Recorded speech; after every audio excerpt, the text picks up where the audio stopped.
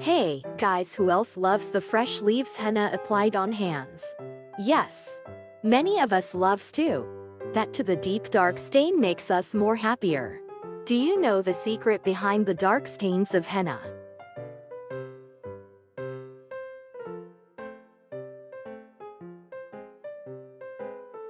To a bunch of henna leaves, add the following ingredients. Before blending: 1 tablespoon of sugar,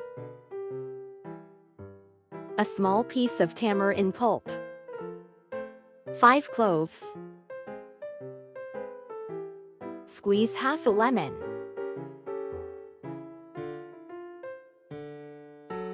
add few drops of axe oil,